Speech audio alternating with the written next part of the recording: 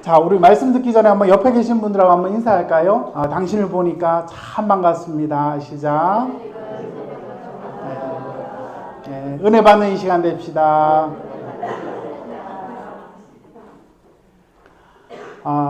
여러분 반갑습니다. 몇 분들은 건강이 참 좋지 않아서 몇 주간 못 오셨다가 오늘 이렇게 다시 뵙게 되어서 참 감사합니다. 어느 고등학교에서 수업 시간에 있었던 일이라고 합니다. 학생이 수업 시간에 계속 졸고 있길래 학생이 야, 너 조는 애 앞으로 나와. 선생님이 그렇게 이야기를 하셨습니다. 그래서 물었습니다. 야, 네 이름이 뭐냐? 이렇게 물으니까 그 학생이 말하기를 안 듣깁니다. 이렇게 이야기를 했습니다. 뭐라고? 이름이 뭐냐고? 듣기나? 그러니까 듣깁니다. 이렇게 이야기를 하는 겁니다. 이 자식 봐라. 이름이 뭐냐고 하니까 안 듣깁니다. 또 이렇게 이야기를 합니다. 자, 내 말이 지금 들리나 안 들리나? 듣기나? 그러니까 예, 듣깁니다. 얘가 안 듣긴다 했다가 또 듣긴다고 했다가 알고 보니까 이 학생 이름이 안 듣기였던 것입니다. 이놈이 지금 선생님한테 장난치나? 안 되겠다. 야, 몽둥이 하나 가져와라. 그래서 그 반에 반장이 몽둥이를 갖고 선생님한테 갔습니다. 니는 이 반에 뭐고? 이렇게 물어봤습니다. 이 반에서 포지션이 뭐냐 이겁니다. 근데 이 학생이 반장인데 이렇게 이야기해야 되는데 그때 수업 시간에 껌을 씹고 있었나 봅니다. 이 반에 껌입니다. 또 이렇게 반장이 이야기를 했습니다. 그래서 안 듣기와 반장이 선생님한테 엄청나게 두들겨 맞았다는 그런 이야기입니다. 여러분, 소통의 시대지만 우리는 불통을 경험하고 있습니다. 그렇죠? 수업 시간에 학생들도 이렇게 소통이 안 되고요. 가정에서도 뭔가 소통이 되지 않은 이런 현실을 우리가 경험합니다. 소통이 되지 않으면 불통이고요. 불통이 심화되면 고통을 경험합니다. 저는 바라기는 우리 교회와 우리 성도들 가정 하시는 일마다 소통의 은혜가 있기를 주의 이름으로 축복합니다. 우리가 소통의 시대를 사는데 왜 소통이 안 되는가? 기독교 교육학자인 고원석 박사는 4가지로 이야기를 했는데 기술 문명의 발전으로 들음보다 보는 것이 더 중요해졌기 때문입니다. 오늘날 시대는 여러분 핸드폰이나 보는 게 더 많지 않습니까? 두 번째로는 글이나 이렇게 기록하는 이런 것들이 많이 늘었기 때문에 사람들이 유심히 듣지 않아도 그냥 잠시 기록해 놓으면 되니까 듣는 것보다 기록이 더 중요하게 되었다는 것입니다. 세 번째는 현대사회에 소음이 증가했기 때문이고, 네 번째는 사람들이 마음을 열고 살지 않고 마음을 닫고 살기 때문이라고 그런 이야기했습니다. 여러분, 사람들이 자기가 듣고 싶은 것만 듣고 삽니다. 그렇기 때문에 소통이 안 되는 것이죠. 가장 가까운 가족들끼리도 소통이 안 되는 현실을 우리는 경험하게 됩니다. 그런데 기독교 신앙에서 여러분 가장 중요한 거는요, 들음입니다. 한번 따라할까요? 기독교 신앙에서 들음이 중요합니다. 여러분, 잘 듣는 것. 기독교 신앙은 원래 들음에서 시작이 됩니다. 사도 바울은 로마서 10장 7절에 믿음은 들음에서 난다. 여러분, 믿음은 어디서 난다? 들음에서 난다고 했습니다. 여러분, 이사야 55장 3절에 너희는 귀를 기울이고 내게로 와서 들으라. 그리하면 너희 영혼이 살리라. 여러분, 성경이 기록되었던 신구약 시대에는 사실 우리같이 성경책이 흔하지 않았기 때문에 그들은 회당이나 예배당에서 성경을 잘 들어야 했었습니다. 그렇죠? 그 시대는요, 사람들이 듣고 외우고 암창하는 것이 아주 일반적인 시대가 그 시대였습니다. 여러분, 기독교 신앙은 들음에서 시작이 되고 들음에서 순종으로 나아가는데, 오늘 저는 들음의 영성이라는 제목으로 함께 하나님의 말씀을 나누도록 하겠습니다. 여러분, 가지신 주보 3면에 보시면 설교 요약이 나오니까 그걸 보시면서 말씀을 들으시면 더 좋겠습니다. 첫 번째, 하나님께서 명령하십니다. 여러분, 15장 1절, 이제 왕은 여호와의 말씀을 들으소서.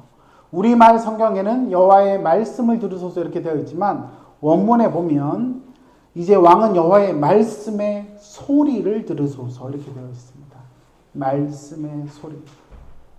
여러분, 우리는 이 땅을 살아가며 많은 소리를 듣고 삽니다. 그죠? 근데 진짜 우리가 집중해야 될 것은 바로 하나님의 소리입니다. 하나님의 말씀입니다. 하나님의 음성입니다. 여러분, 오늘날 우리 한국 사회에 교육을 이끌어가는 분들이 혹시 누군지 아십니까? 여러분, 한국 사회의 교육을 이끌어가는 분들은 교육부 장관이 결코 아니고 학원 선생님도 아니고 학교 선생님도 아닌 옆집 아줌마입니다. 옆집 아줌마가 저 학원이 좋다 하면 다 거기 가야 돼요. 그러니까 이 시대는요, 다 사람들의 소리에 주목하고 있다는 것입니다. 그런데 여러분, 사무엘이 왕에게 뭐라고 이야기합니까? 여호와의 말씀의 소리를 들으십시오. 하나님의 음성을 들으라고 그런 말합니다. 여러분, 그 내용은 3절인데요. 지금 가서 아말렉을 쳐서 그들의 모든 소유를 남기지 말고 뭐하라? 진멸해라. 남녀와 소아와 젖먹는 아이와 우양과 낙타와 나귀를 죽이라고 하셨습니다. 하나님이 아말렉을 쳐서 진멸하라. 진멸하라는 말은 싹 쓸어버리라는 것입니다. 그죠? 싹 쓸어버려라. 다 없애버리라는 것입니다. 여러분, 이 아말렉은요, 이스라엘 남쪽, 남서부에 있었던 유목민들이었는데, 특별히 이스라엘 민족이 출애굽한 이후에 광야에서 행군을 할 때 이들은 약한 자들을 공격했다. 출애굽기 17장에 그렇게 나옵니다. 여러분, 이들은요, 어떤 사람이었냐면, 여러분, 이스라엘 민족의 행군을 하면 뒤에 처지는 사람들이 있잖아요. 군대에서도 행군을 하면 뒤에 처지는 사람이 있습니다. 환자나 아픈 사람들이나 다리를 쩔뚝거리는 사람들은 뒤에 처집니다. 노약자들도 처지겠죠. 그런데 이 아말렉 군대는요, 이스라엘 군인들에게 공격을 한 게 아니라 처지는 노약자들을 공격했던 아주 야비한 민족이었습니다. 그래서 하나님께서 특별히 출애굽기 17장 14절에 보시면 모세에게 또 여호수아에게 말하기를 아말렉을 천하에서 기억도 못하도록 없애버려라고 하나님 말씀하셨습니다.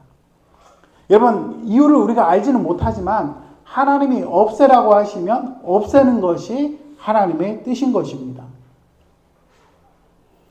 여러분, 여기서 특별히 진멸이라는 단어가 히브리어로 헤렘이라는 단어인데, 우리 주님이 세우시는 교회는 수준이 높기 때문에 매 시간 히브리어를 공부하고 있죠. 그죠? 한번 따라합시다. 헤렘. 예, 목을 약간 흔들리면서 해야 됩니다. 따라합시다. 헤렘. 이 헤렘이 뭐냐면 진멸하는 겁니다. 하나님께서 가나안 땅에 이스라엘 민족이 들어간 후에 여리고성과 아이성을 완전히 진멸해라. 이게 하나님 뜻이었습니다.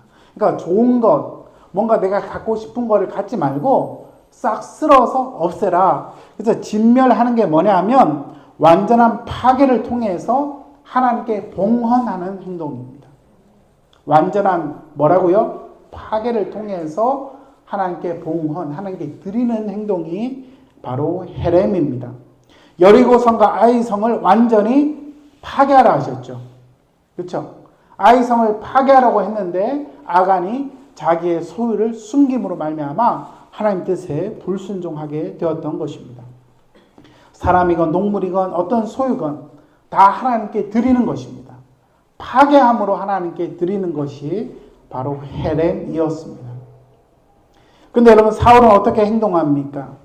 여러분, 두 번째로 사울의 불순종입니다. 진멸하지 않고 일부를 남겨두게 됩니다.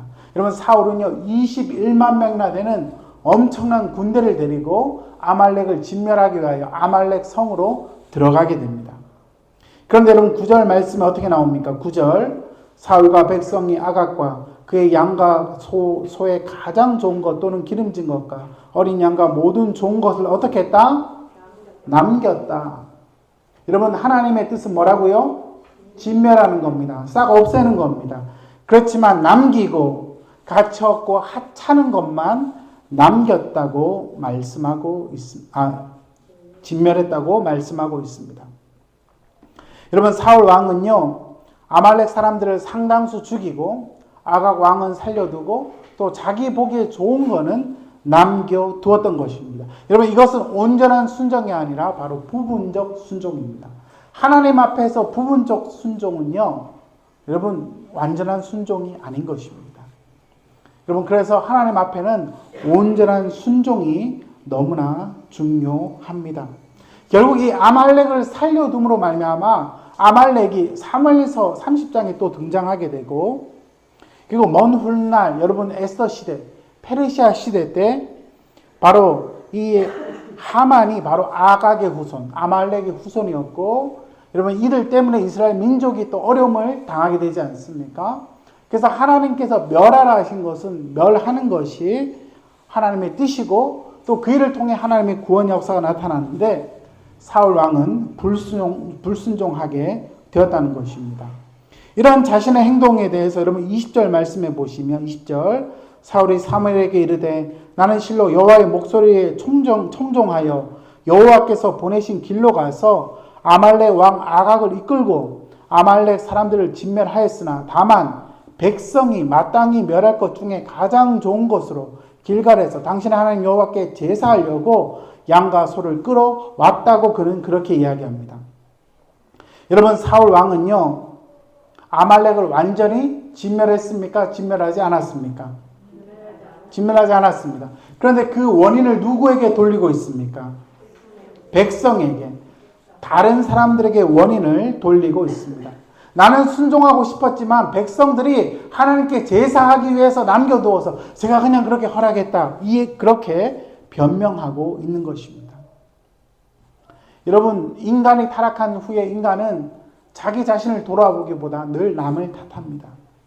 아담은 하나님과 여자를 탓했고 여자는 뱀을 탓했습니다. 여러분, 아담이 하나님 앞에 뭐라고 이야기합니까? 하나님이 주신 저 여자가 줘서 먹었다. 첫 번째, 표면적으로는 여인을 탓하고 있고, 또 하나는 여인을 주신 하나님을 탓하고 있는 것이죠. 저는 어릴 때 인류에게 찾아온 이 고통스러운 현실을 볼 때 아담과 하와가 타락하지 않았다면 얼마나 좋았을까? 혼자 그런 생각을 한번 해본 적이 있습니다. 그래서 제가 천국에 가면 아담과 하와를 좀 찾아가서 할머니, 할아버지, 그때 왜 그걸 잡사가지고 인간이 왜 이렇게 고통을 당하고 전쟁을 하고 이렇게 힘들게 삽니까? 그때 좀 잘하셨어야지요. 제가 그렇게 한마디 하려고 나중에 한번 얘기를 해야 되겠다. 이렇게 벼르고 있었는데, 성경을 묵상하다 보니까 그렇게 아담과 하와를 탓하는 저도 결국 죄인이고 아담과 하와의 후회라는 것을 그제서야 깨닫게 되었다는 이야기입니다. 여러분, 인간은요, 스스로 자기가 죄인입니다 고백하지 못합니다. 내가 하나님 앞에 죄인이라고 고백하는 것도 성령께서 감동을 주셔서 여러분 고백하게 되는 것입니다. 여러분, 우리는 하나님 앞에 죄인임을 믿습니다. 그렇지만 우리를 또한 주님이 용서하시기를 기뻐하십니다. 여러분, 사울 왕이 이렇게 한 행동의 원인은 바로 그는 하나님보다 세상의 소리를 들었기 때문입니다. 여러분, 사울이 이렇게 행동한 것에는 이유가 있습니다. 하나님보다 세상의 소리를 더 주목했기 때문입니다. 세상의 소리를 주목하면요, 사람이 욕심이 생기게 되어 있습니다. 사무엘이 사울을 방문했을 때, 여러분, 사무엘이 양과 소의 소리를 듣습니다. 14절 말씀 보시면 사무엘이 이르되 그러면 내 귀에 들려오는 이 양의 소리, 내게 들리는 소의 소리가 어떻게 된 것이냐. 여러분, 사무엘이 사울의 진영에 가보니까 양과 소의 울음소리가 들립니다. 하나님의 말씀, 하나님의 음성, 하나님의 뜻이 이루어지는 자리가 아니고 바로 양과 소의 소리가 들리는 그런 모습을 경험하게 된 것입니다. 여러분, 바로 이 사울 왕은요, 하나님보다 세상의 소리, 탐욕의 소리를 들었고, 24절 말씀해 보시면 내가 백성을 두려워하여 그들의 말을 청종했다고 말합니다. 여러분, 하나님을 두려워하지 않고 사람을 두려워할 때 우리는 불순종하게 되는 그런 비참한 일을 경험하게 되는 것입니다. 여러분, 이 일에 대해서 세 번째로 사울은 책망을 합니다. 여러분, 22절 말씀 사무엘이 이르되, 함께 읽습니다. 시작. 사무엘이 이르되 여호와께서 번제와 다른 제사를 그의 목소리를 청종하는 것을 좋아하신 같이 좋아하시겠나이까? 순종이 제사보다 낫고 듣는 것이 순양의 기름보다 나으니. 아멘. 여러분, 순종이 제사보다 낫다는 말씀은 성경에서 아주 유명한 구절입니다. 근데 여기에 히브리 원문에 보면 보라라는 단어가 삽입되어 있습니다. 보라! 순종이 제사보다 낫다. 이 말은요, 히브리 성경에서 이거 아주 중요하다. 밑줄을 끄어라, 빨간 줄을 끄어라, 그 얘기입니다. 순종이 제사보다 낫다. 이것은 성경 저자가 우리에게 너무나 강조하고자 하는 그런 말씀인 것입니다.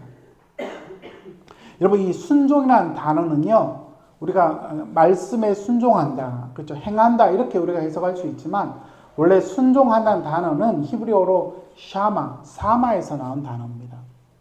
원래 순종이라는 단어는요, 듣다, 하나님 말씀을 듣다, 여기에서 나온 단어가 순종입니다. 그러니까 여러분, 잘 듣는 사람은 이해를 하고요, 잘 들으면 순종하게 됩니다. 그렇죠? 그래서 원래 샤마, 사마라는 단어는 듣다라는 단어가 중요하고 거기서 파생된 개념이 순종한다는 뜻입니다.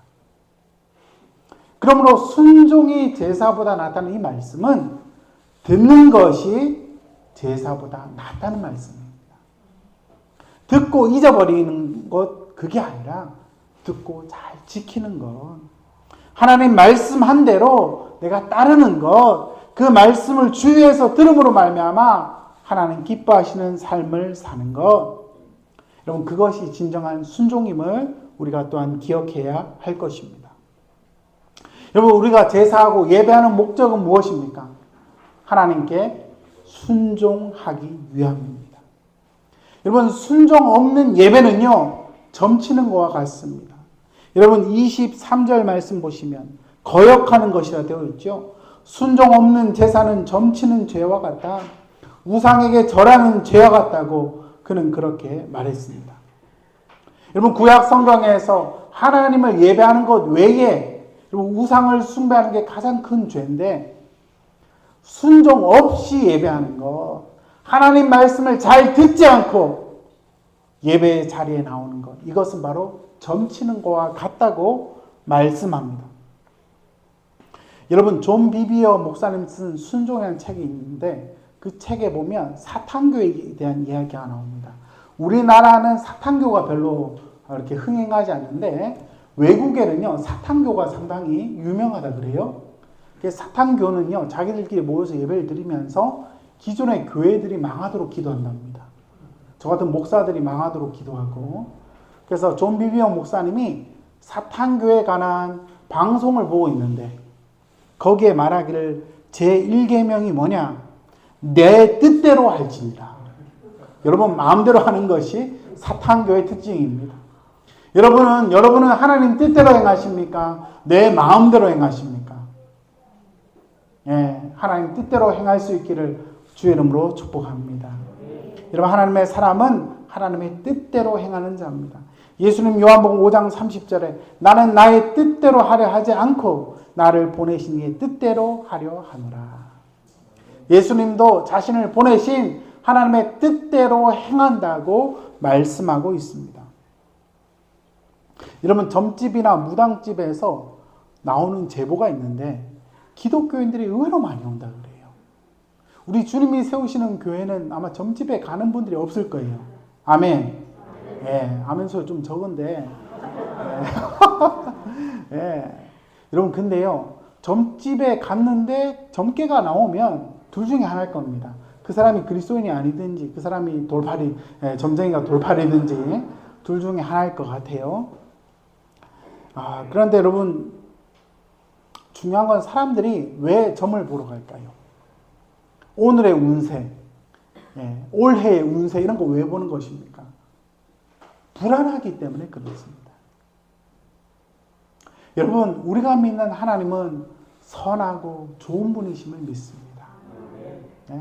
그 좋으신 하나님을 신뢰하고 하나님을 믿으면 굳이 우리가 오늘의 운세 볼 필요가 없는 것입니다. 아멘.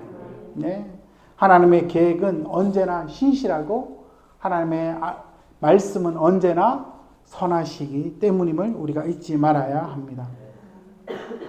여러분, 우리가 뭔가 계획을 세울 때 A 플랜이 있고 B 플랜이 있습니다. 그죠? 축구 경기를 할 때도 감독들이 A 플랜으로 경기 계획을 합니다. 아, 손흥민 선수가 골을 넣고 이렇게 하는 게 A 플랜. 근데 손흥민이 갑자기 다쳤어. 그럼 B 플랜. 다른 선수를 넣었는데 또 안 돼. 그럼 C 플랜. 그래서 A 플랜, B 플랜, C 플랜.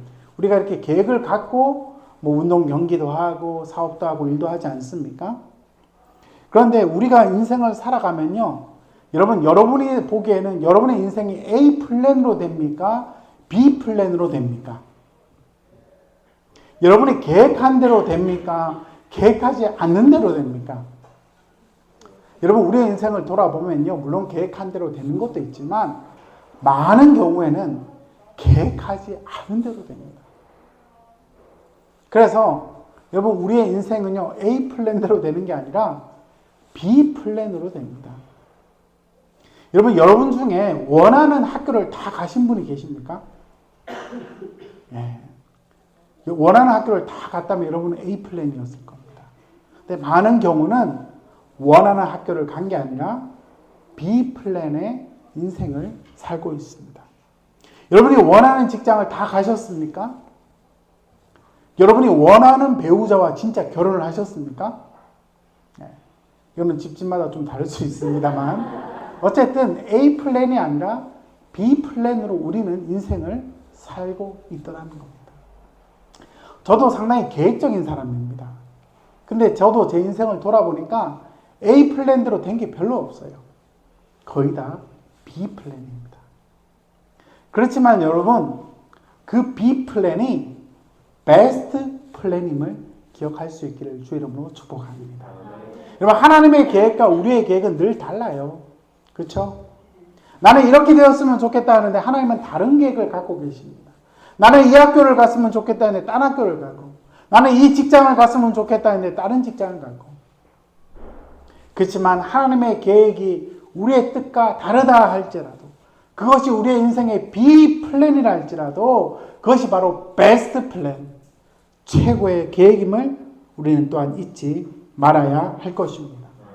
지난주 성경을 통독하는데 야곱이 그 사랑하는 아들 요셉을 잃지 않았습니까? 어떻게 보면 그의 인생에 찾아온 B 플랜. 그런데 나중에 그 총리가 된 요셉을 상봉하지 않습니까? 그리고 요셉이 두 아들을 데리고 와서 아버지에게 축복 기도를 받을 때에, 야, 내가 살아있는 너를 만날 줄을 생각도 못했는데 네가 또 두 아들, 두 손주를 나에게 데려올 줄이야, 이러면서 감격해하는 장면이 있습니다. 여러분, 야곱의 인생은 A 플랜이 아니었죠. 네? 형 대신에 축복을 받아서 그는 B 플랜의 삶을 살았고, 그의 사랑하는 아들을 잃어서 아들이 죽은 줄만 알았지만 나중에 돌아보니까 하나님은 그의 삶이 베스트 플랜, 최고의 인생으로 인도해 주셨던 것입니다. 여러분, 우리의 인생 가운데 내가 계획한 대로 우리의 인생이 되지 않는다 할지라도 선하신 하나님, 좋으신 아버지, 우리 하나님께서 우리의 인생에 가장 좋은 것으로 인도하시고 책임져 주시고 갚아주시고 우리가 알지 못한 크고 비밀한 일을 예비하고 계심을 믿으시기를 주의 이름으로 축복합니다. 여러분, 네 번째로 순종해 본 예수님을 우리가 다 본받기를 원합니다. 첫 번째로 순종함을 배우신 예수님. 히브리서 5장 8절에 그가 아들이시면서도, 함께 있습니다. 시작. 그가 아들이시면서도 받으신 고난으로 순종함을 배워서 온전하게 되셨은즉 자기에게 순종하는 모든 자에게 영원한 구원의 근원이 되시고. 여러분, 예수님, 하나님이신 예수님께서 뭐함을 배우셨다? 순종함을 배우셨습니다. 예수님이 뭔가 부족하거나 뭔가 불완전하거나 뭔가 미성숙해서 배운 게 아니고요. 예수 그리스도께서도 순종함을 배우셔서 우리에게 구원의 근원이 되셨다고 말씀합니다. 예수를 따른 우리가 예수님을 믿고 따라가지만 그 예수님 순종을 배우시고 순종의 길을 가신 예수님처럼 우리도 순종을 배워가는 믿음의 사람 될 수 있기를 주의 이름으로 축원합니다. 두 번째로 예수님은 들음과 기도의 영성의 사람이었습니다. 마가복음 1장 35절 함께 읽습니다. 새벽 아직도 밝기 전에 예수께서 일어나 나가 한적한 곳으로 가사 거기서 기도하시더니. 여러분, 우리가 살기 참 바쁩니다. 그죠? 만날 사람도 많습니다. 그렇지만 예수님은 새벽 일찍 일어나서 한적한 곳에 늘 기도하기를 힘쓰셨습니다. 여러분, 이것이 의미하는 바가 무엇입니까? 바로 들음과 기도의 영성입니다. 저는 오늘날 우리 한국교회 예배가 너무 시끄럽지 않은가? 너무 열광적이지 않은가? 너무나 좀 광적이지 않은가 하는 생각을 해봅니다. 여러분, 우리에겐 들음이 필요합니다. 침묵이 필요합니다. 제가 지난 학기에 교회 개척에 관한 수업을 하나 들은 게 있었는데, 팀 모레이 박사님, 그분은요 한 달에 하루는 침묵의 시간을 갖는다 그래요. 사람도 안 만나고 그냥 성경만 읽고 침묵의 시간을 갖는다고 하시더라고요. 침묵의 시간을 가져야 하나님의 음성이 진짜 들린다는 것입니다. 오늘날은요 너무 많은 이야기를 하고 삽니다. 오늘날은 너무 많은 이야기를 듣고 삽니다. 우리가 정말 하나님께만 집중해서 하늘로부터 오는 그 음성을 듣는 우리 모두, 예수님께서 그 침묵의 자리, 바로 들음의 자리, 기도의 자리에 가신 것처럼 하나님의 음성을 듣는 우리 모두가 되기를 주의 이름으로 축원합니다. 세 번째로 예수님은 끝까지 순종하셨습니다. 마태복음 26장 53절 함께 읽습니다. 너는 내가 내 아버지께 구하여 지금 12군단 더 되는 천사를 보내시게 할 수 없는 줄을 아느냐? 네가 만일 그렇게 하면 이런 일이 있으리라 한 성경이 어떻게 이루어지겠느냐 하시더라. 아멘. 예수님을 잡으러 대제사장의 무리들이 왔습니다. 그때 베드로가 여러분 칼을 꺼내서 대제사장의 종의 귀를 자르죠. 그죠? 그때 예수님께서 칼을 칼집에 넣으라 말씀하시면서 예수님이 12군단이나 더 되는 천사를 내가 동원해서 얘네들을 다 끝장낼 수 있다. 그럼에도 불구하고 내가 그렇게 하지 않는다. 주님은 그렇게 말씀하십니다. 여러분, 한 군단이 로마군이 한 군단이 6,000명 정도 되니까 12군단이면 얼마입니까? 네, 72,000명. 여러분, 7만 명이 더 되는 천사를 동원해서 얘네들 막 작사를 낼 수 있는데 예수는 그렇게 안 한다는 겁니다. 칼을 칼집에 넣어라. 왜냐하면 성경을 이루시기 위하여 주님은 그렇게 행동하고 계신 것입니다. 여러분, 힘을 다 쓰는 게 지혜가 아닙니다. 하나님의 뜻이 아니면 힘을 안 쓰는 것도 지혜죠. 예수님은 실제로 끝까지 순종의 삶을 살아가셨습니다. 그 이유는 성경을 이루시기 위함입니다. 여러분, 우리는 우리가 원하는 인생, 또한 하나님의 원하는 인생, 두 가지를 선택하며 살아갑니다. 제게도 육신의 질병이 찾아왔을 때 저는 그 이유를 알지 못했습니다. 여러분, 여러분의 인생 가운데 어려운 고난이 찾아올 때 우리는 그 이유를 다 알지 못합니다. 그렇지만 중요한 것은요, 그 과정에서 하나님을 의지하는 법을 훈련하게 하시고 주님의 말씀에 그럼에도 불구하고 순종하는 길을 가르쳐 주시고 하나님의 말씀에 따라 사는 법을 우리에게 가르쳐 주심으로 말미암아 우리는 하나님을 닮아가는 사람으로 더욱 성장하게 되는 것이죠. 여러분, 지금은 모르지만 그때는 알게 될 것입니다. 여러분, 한번 따라합시다. 지금은, 그때는. 그래요. 여러분, 지금은 다 알지 못합니다. 하지만 그때는 하나님께서 모든 것을 보여주시는 그때는 그 이유를 알게 될 것입니다.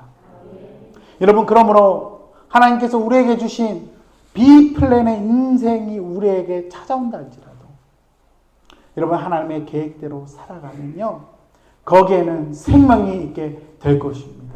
거기에는 자유가 있게 될 것입니다. 거기에는 우리를 일으키는 하나님의 구원을 경험하게 될 것입니다. 존 비디어 목사님 말하기를 순종이란 하나님의 권위 아래에서 누리는 보호와 자유라고 했습니다.